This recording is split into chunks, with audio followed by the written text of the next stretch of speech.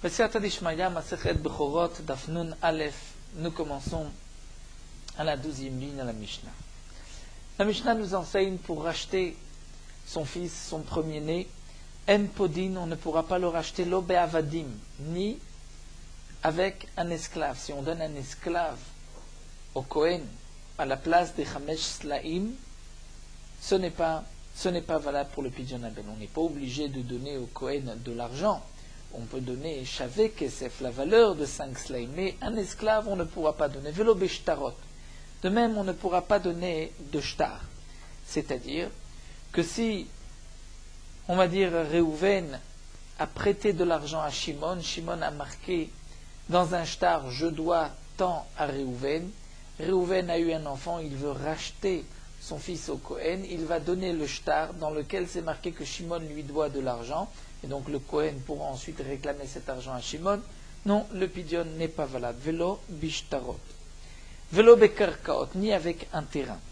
Si le père donne un terrain au Kohen, le Pidyon Aben n'est pas valable. Velo beekdeshot, ni beekdeshot avec ce qui est ekdesh, mais ça nous expliquerons dans la Gemara qu'est-ce que cela veut dire.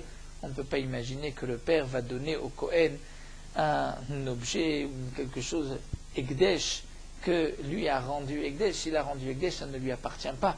Donc la Mishnah n'a pas besoin de nous dire qu'on ne peut pas faire de Pidyon Aben avec un ekdesh. La Gemara expliquera que ce qui est marqué velo beekdeshot, c'est-à-dire velo ekdeshot, c'est-à-dire si on veut racheter un ekdesh, on ne pourra pas non plus le racheter avec un esclave, un shtar ou un terrain. La Mishnah poursuit Katav la Kohen shu chayav. Un homme écrit au Kohen, donc le père d'enfant écrit au Kohen, comme quoi shu chayavlo, il lui doit 5 slaim. Donc il ne lui donne pas 5 slaim, il écrit sur un shtar, je m'engage donc à donner 5 slaim au Kohen, un shtar, et il donne ce shtar au Kohen. Quel est le din? Donc Katav le Kohen shu chayav litenlo chamesh slaim, il écrit qu'il doit lui donner 5 slaim en échange de son fils. Chayav litenlo, il devra donner 5 slaim au Kohen, ou benoeno padoui, mais son fils n'est pas racheté.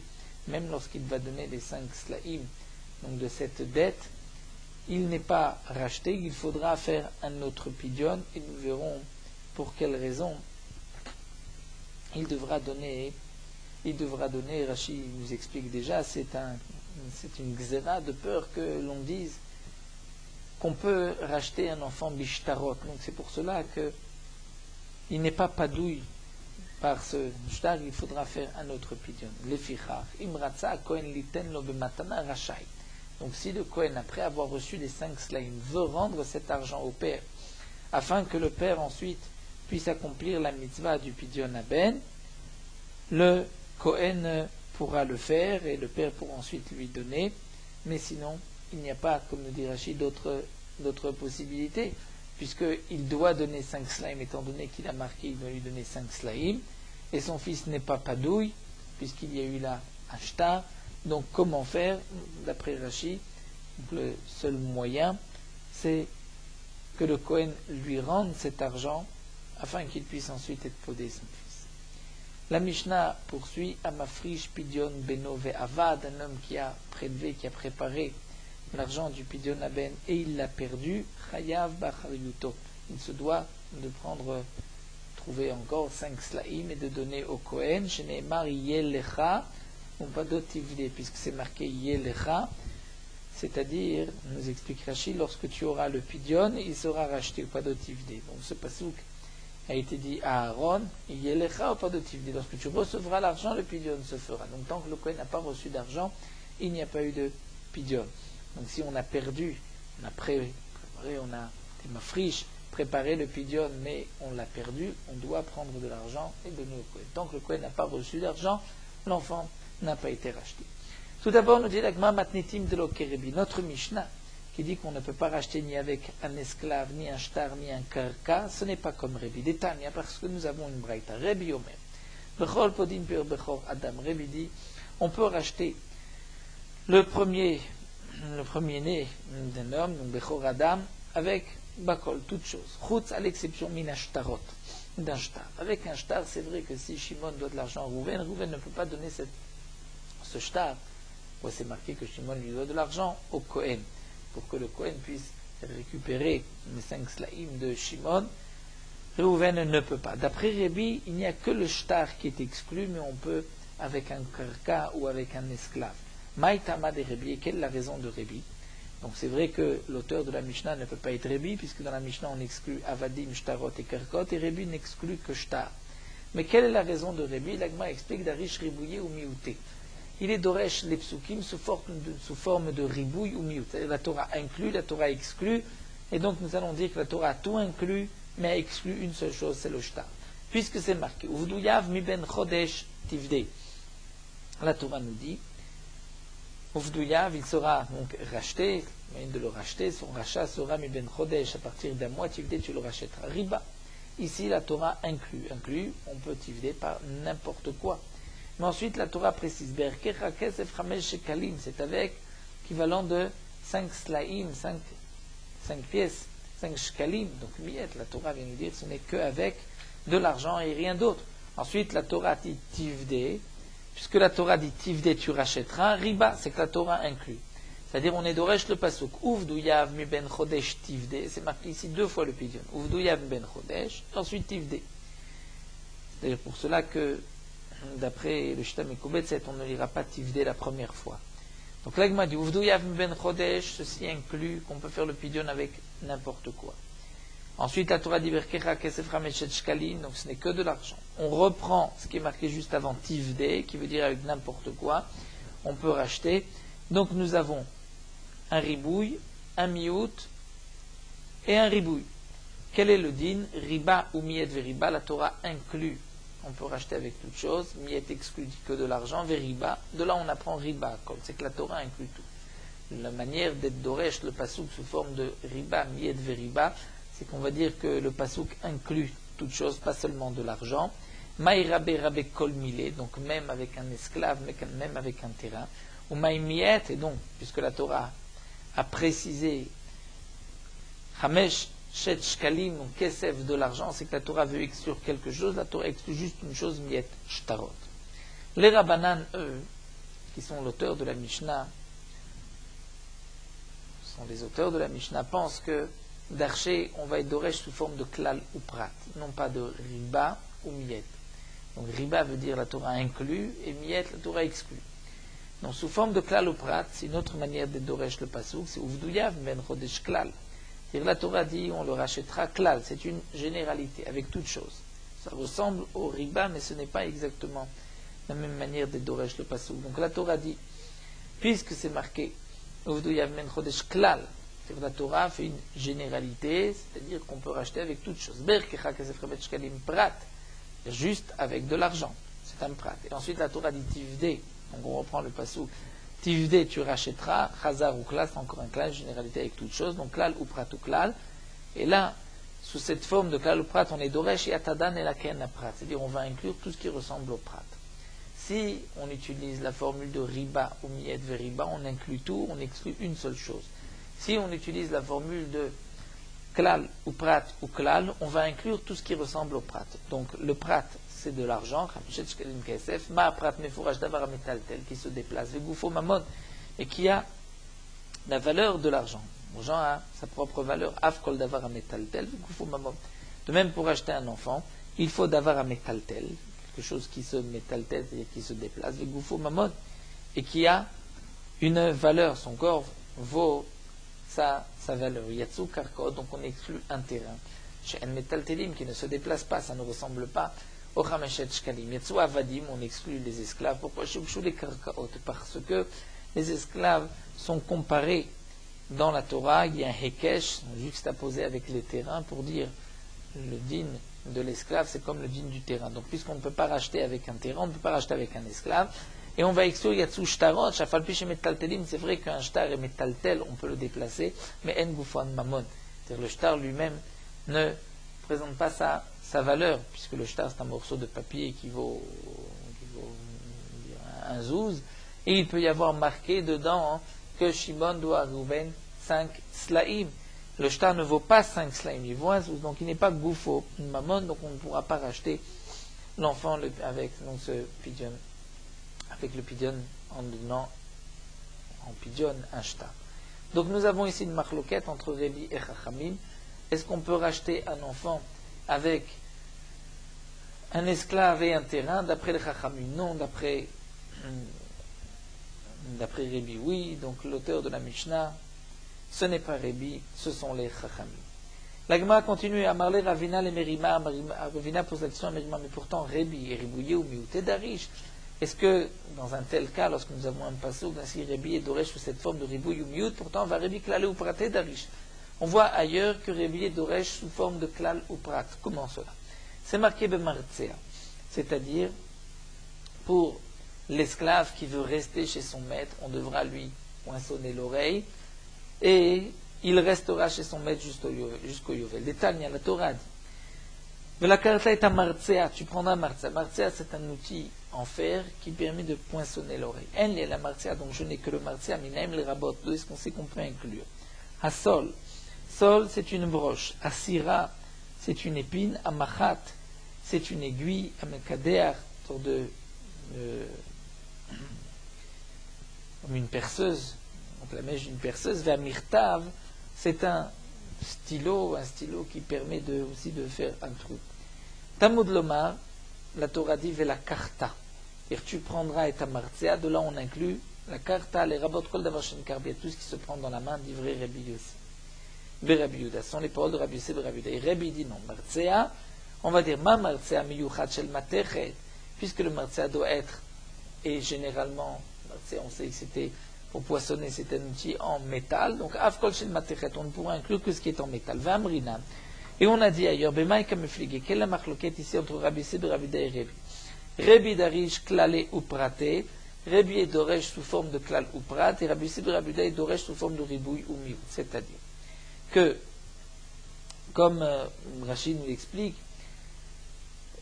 celui qui est Doresh sous forme de Ribouille ou Miout va dire qu'on inclut toute chose et on émet Ma'et juste une seule chose qui est le Sam, c'est-à-dire si c'est avec une boumade, un remède qui fait un trou, mais ce n'est pas avec un outil.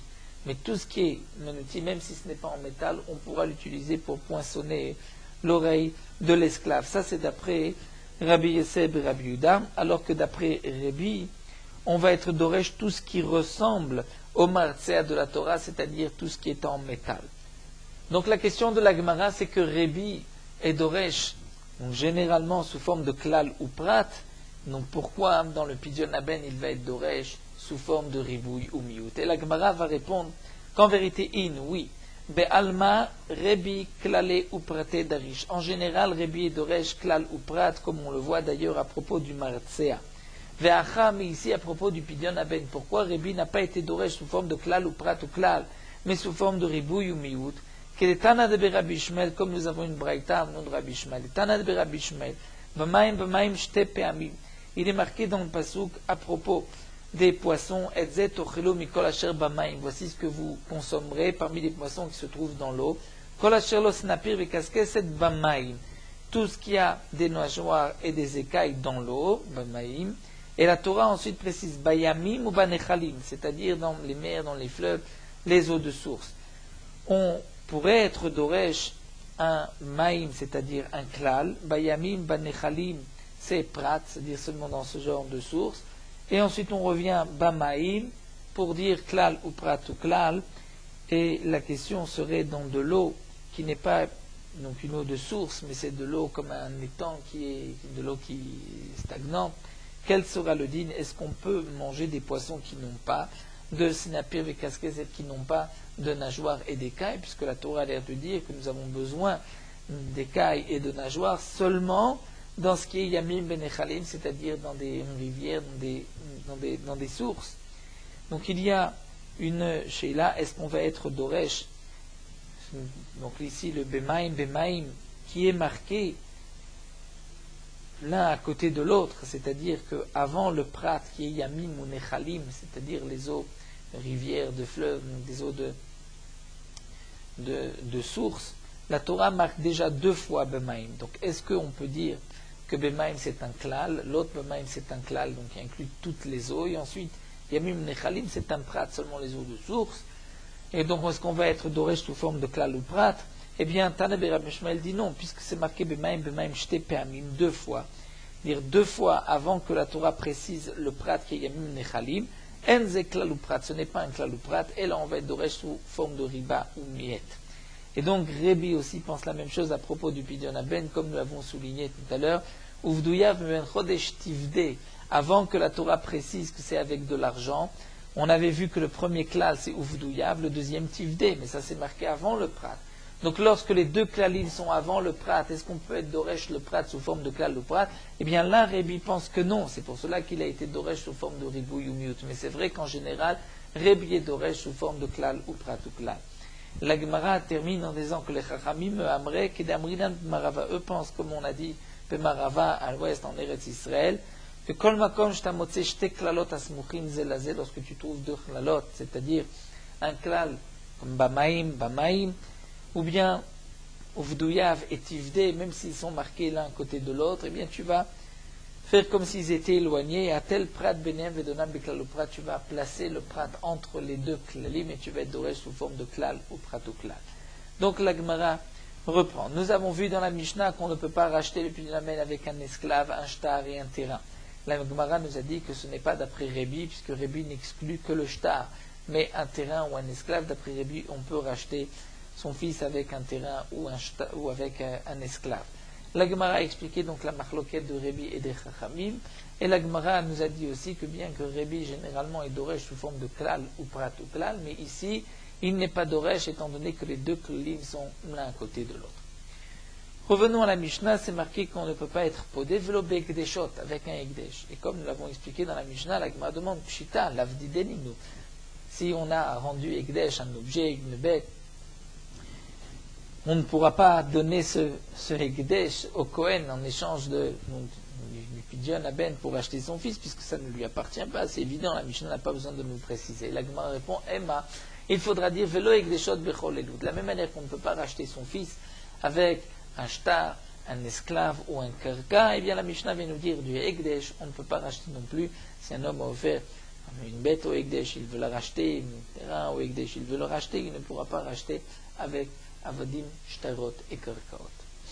On continue dans la Mishnah, nous avons vu que Tabla Kohen Shuchayev lo 5 slaim, Chayev litenlo, si un homme a écrit au Kohen, je te dois 5 slaim, donc il devra lui donner, mais son fils n'est pas racheté, Amar Oula, ou l'a dit en vérité, Dvar Torah beno padou ilek sheiten, lorsqu'il donnera l'argent qu'il a promis au Kohen, bien sûr que le pidyon haben est valable, mina Torah, puisqu'il lui donne de l'argent. C'est vrai que le shtar n'est pas un shtar, on ne peut pas être podé avec un shtar, mais il peut être podé en lui donnant l'argent qu'il a marqué sur le shtar. Et maïtama, pour quelle raison dans la Mishnah c'est marqué Kohen beno padouy? C'est parce que Gzera Shema Yomu Podim Peshtar, si on permet un tel pidyon avec l'argent donc qu'il donnera par la suite, on risque de se tromper et de penser que même s'il n'a rien donné, ou que s'il va donner un shtar, que Shimon lui doit de l'argent, que ce pidyon est valable, donc pour ne pas qu'on confonde, qu'on se trompe, les Chachamim m'ont dit, puisqu'il a marqué dans un shtar qu'il doit de l'argent au Kohen, donc même lorsqu'il donnera cet argent au Kohen, l'enfant n'est pas racheté, donc nous avons vu que le seul moyen c'est que le Kohen rende cet argent. Tana Kamed Rav Nachman, il y a un Tana qui a enseigné devant Rav Nachman que Beno Padou Ilek Sheiten, que le pidyon est valable lorsqu'il donnera l'argent au Kohen, puisqu'en fin de compte il l'a donné. Amalé Rav Nachman lui a dit c'est vrai, mais Odivre Rabbi Yosef et Rabbi Yuda, c'est Imata. Ça, ce sont les paroles de Rabbi Yosef et Rabbi Yuda, Stamad Mishnah Rabbi Yosef et Rabbi Yuda. Son nom n'est pas précisé, mais c'est lui, Vamrela, et d'après certains Odivre Rabbi Lazar et Rabbi Shimon, c'est Imata. C'est d'après Rabbi Lazar et Rabbi Shimon dont son nom n'a pas été précisé. Aval Chachamim Omrim En Beno Padou, mais les Chachamim disent non, son fils n'est pas racheté, même s'il donne de l'argent. Veil Cheta Lalacha En Beno Padou, l'enfant n'est pas racheté à cause de cette Gezerah.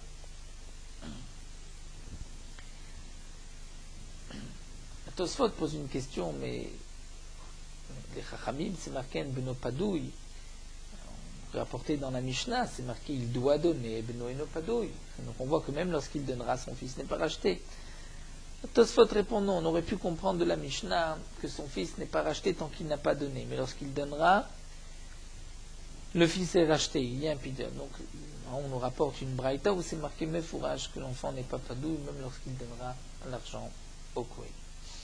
Le Firar Imratza Kohen est un homme matana rachai, donc nous avons vu que si le Kohen veut lui donner en cadeau pour qu'il lui rende ensuite là c'est possible. Tanina la de Tanoura Banan. Donc nous avons une preuve, nous dit l'Agma, ce qui est marqué dans cette braïta. Netanola asara kohanim bebatachat. Yatsa. Un homme a posé 5 slaïm devant 10 kohanim, dit voici le pidyon de mon fils, et il s'en va Yatsa, il est Yotse, étant donné qu'il a laissé 5 slaïm.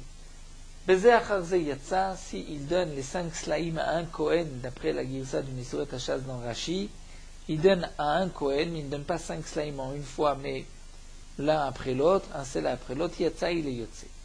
Netalo virzirolo. Le Kohen a reçu l'argent, mais ensuite il rend au père Yatsa, il est Yotse. V'chen minago shel Rabbi Tarfon, c'était le minag de Rabbi Tarfon. Shaya notel ou marzir. Rabbi Tarfon était Kohen, il avait l'habitude de prendre les 5 slaïm, mais il les rendait. Et lorsque les Chamim ont entendu la conduite de Rabbi Tarfon, Amrou, ils ont dit Kiyemzo alachazo. C'est-à-dire cet homme-là a accompli cette halakha. Demande à comment alachazo vetulo, il n'a accompli que cette halakha. Et la kiyemze afalachazo. On veut dire non, Rabbi Tarfon a voulu même accomplir cette halakha.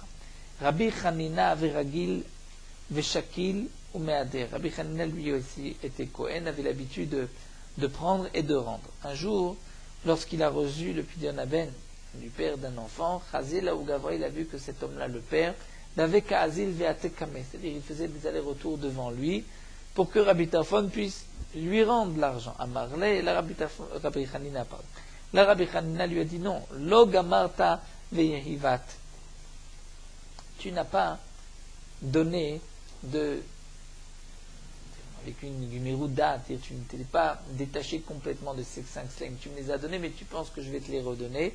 Eh bien, mida'am bish avadeta, c'est-à-dire tu as fait quelque chose de mauvais, puisque tu n'as pas donné le pidyon aben belev shalem, de plein cœur, tu pensais le recevoir. Et donc, Rachid donne 2 explications. Ou bien, il lui a dit, si je te rends l'argent, ton enfant donc ne sera pas racheté. Ou bien il lui a dit, même si je ne te les rends pas, ton enfant ne n'est pas racheté, étant donné que tu penses que je vais te les rendre, donc tu ne les as pas vraiment donnés. Il cave, et donc c'est pour cela que En Beno Padouille, ou En, d'après la Girsa du Bar, En Bincha Padouille, ton fils n'est pas racheté.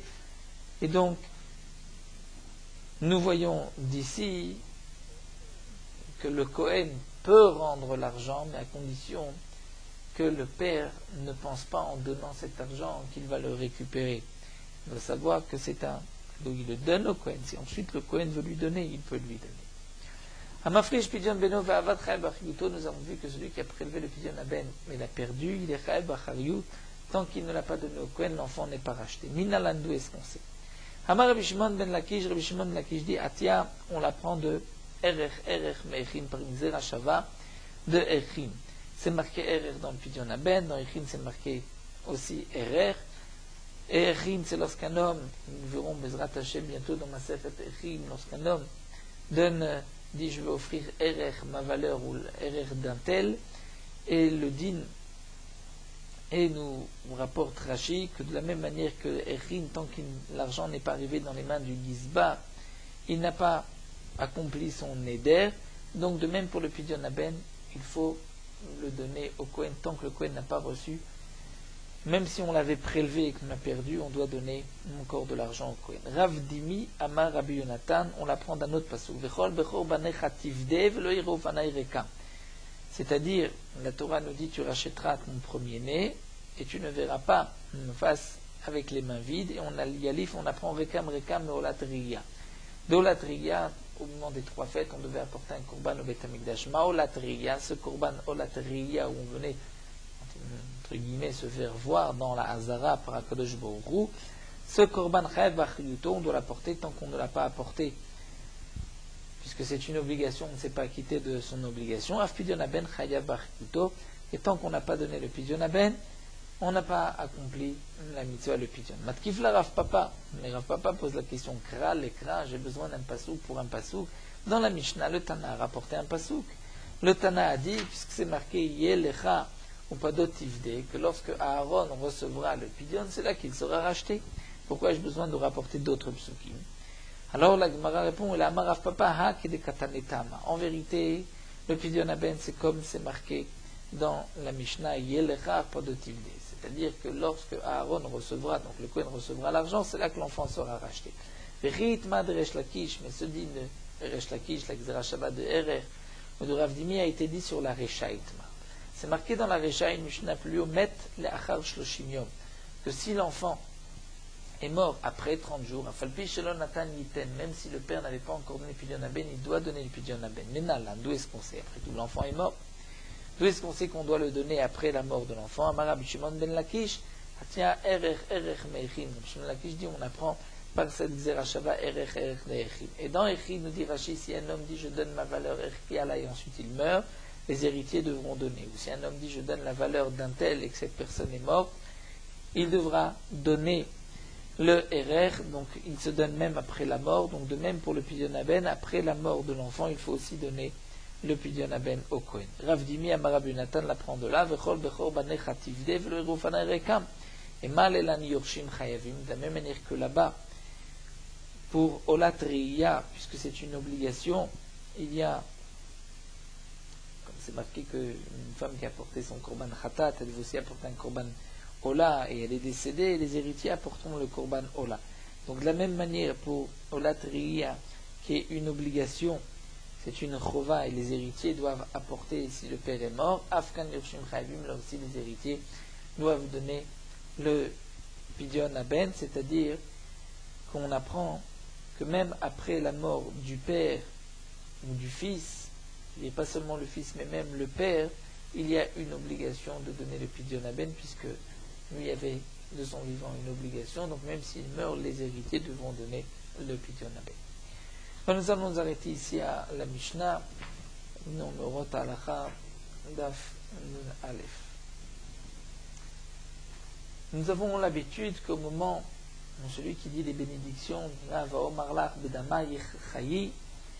on prend avec le doigt du vin du kos et on pose ce vin sur les lèvres de l'enfant. La raison, c'est marqué dans le Midrash que pendant les 40 ans que Israël était dans le désert, ils n'ont pas fait la Brit Mila à cause de leur déplacement, de leur voyage, et il n'y avait pas un vent du nord qui soufflait, qui est un vent qui aurait apporté la guérison. Donc les Israël, par danger de mort, n'ont pas fait la Brit Mila dans le désert. Et lorsqu'ils ont fait le veau d'or et qu'ils devaient être tués, ils n'ont pas voulu mourir sans faire la Brit Mila. Et donc Moshe Rabbeinu faisait la Brit Mila, Aaron la pria, et Yehoshua leur faisait boire de la cendre du veau d'or, comme c'est marqué dans le passage où on avait fait fondre le veau d'or, il leur donnait de ce veau d'or. Et cette boisson était au moment, il la recevait au moment de la Mila et de la priya, elle était pour la mort et pas pour la vie. Donc là, au moment d'une Brit Mila, qui est cette fois-ci pour la vie et pas pour la mort, donc c'est pour cela qu'on met Bedama et Chaïs, avec ce sang, il va vivre, et donc c'est pour cela qu'on lui fait boire au moment de la Brit Mila un peu du vin, donc à cet enfant. On dit 2 fois Vaomarla Bedama et Chaïs, puisqu'il y a, par le mérite de la Brit Mila, un homme est zoché et de ce monde-ci et du Olam Haba.